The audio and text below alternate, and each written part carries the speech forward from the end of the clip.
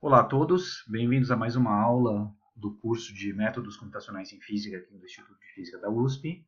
A gente vai fazer mais um vídeo sobre a parte de simulações em mecânica quântica. Então, relembrando, para quem assistiu às outras aulas, na primeira aula a gente tratou da evolução temporal de um pacote gaussiano usando os métodos de Euler e Runge-Kutta para resolver numericamente a equação de Schrödinger. A gente viu que o método de Runge-Kutta resolvia várias instabilidades do método de Euler.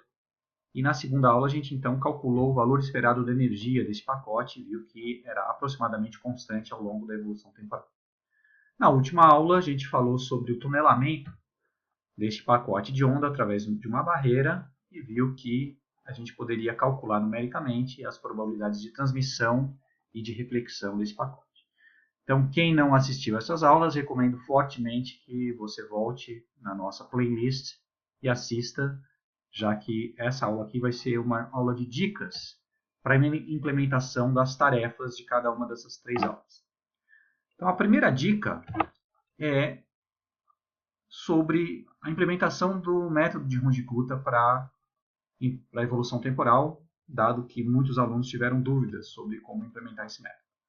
Então, aqui estão as expressões dos K1s para a parte real e para a parte imaginária da função de onda, as funções a meio passo e os K2.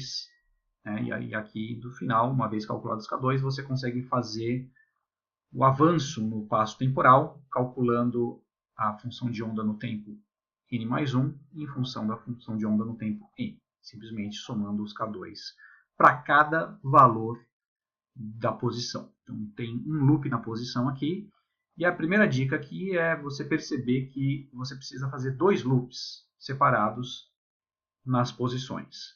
Por quê? Porque a expressão do K2 envolve, no passo I, o valor das funções em parte real e parte imaginária da função de onda no passo I mais 1, que você não conhece, a menos que você já tenha feito o loop inteiro. Então, por conta disso, você precisa colocar o cálculo do K2 e o avanço na parte no tempo e um outro loop na posição. Então, note que os K2 envolvem funções que não são conhecidas no passo I, então você precisa fazer esse outro loop.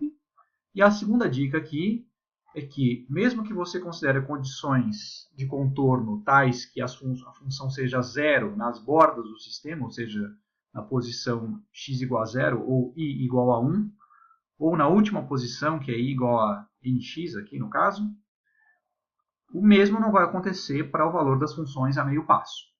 Por quê? Porque os K1s nessas posições não vão ser zero. Você consegue perceber aqui que mesmo que, se você coloca i igual a 1, embora esse cara e esse cara sejam zero, na verdade você tem que tomar o cuidado de não considerar esse sujeito no cálculo de i igual a 1, porque ele não existe. Né? O ponto é que esse sujeito aqui, a função em i igual a 2, não vai ser zero, logo K1 em i igual a 1 não vai ser zero.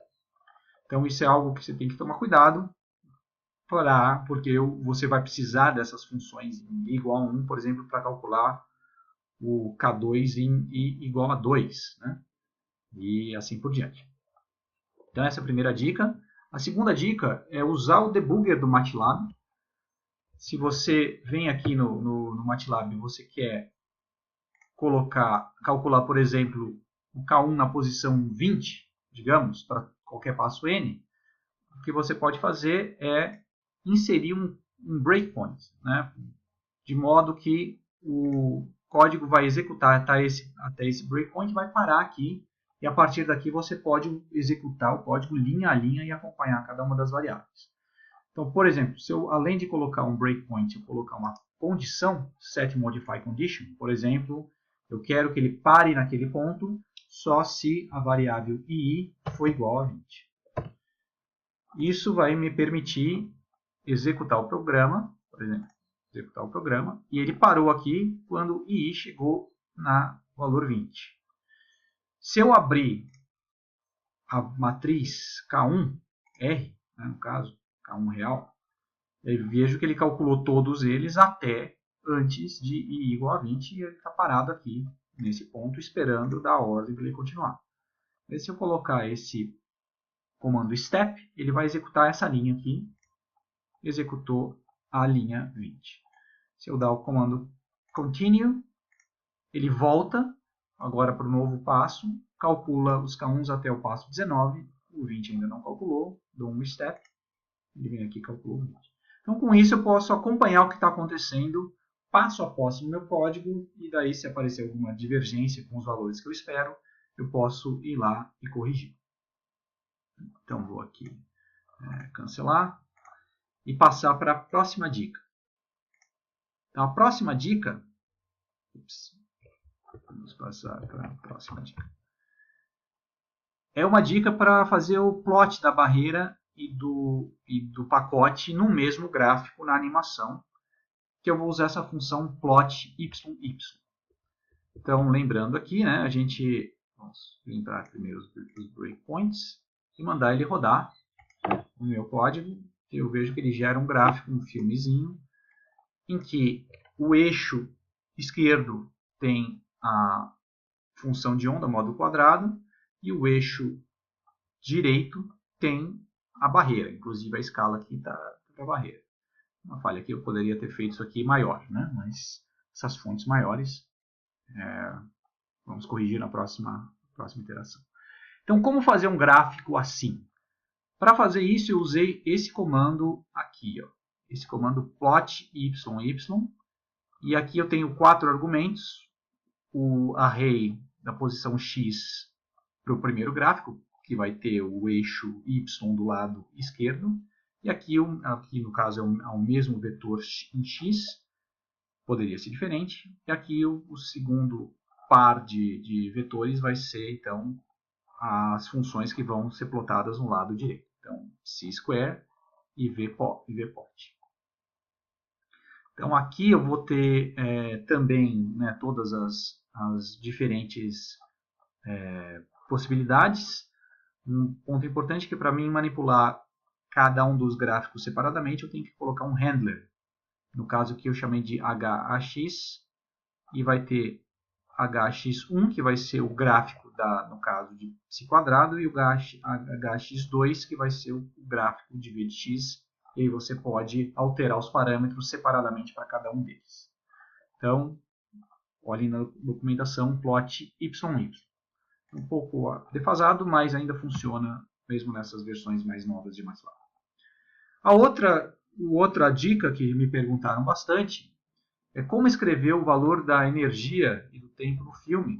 Então, só retornando aqui, vamos fazer de novo. À medida em que o tempo passa, essa variável vai mudando. Como que eu faço isso no filme? Então, para fazer isso, eu uso esse comando aqui, numToString, em que eu simplesmente coloco isso dentro do título, né, fora das aspas simples, e o que ele vai fazer é transformar essa variável num texto, num array, num string, com essa formatação aqui. Então, tanto para o tempo, estou usando uma formatação com 5 casas decimais. Para a energia, eu estou usando uma formatação com 1 casa decimal. E aí ele coloca isso no título, e à medida que essas variáveis vão sendo atualizadas, ele simplesmente atualiza o título, escreve por cima.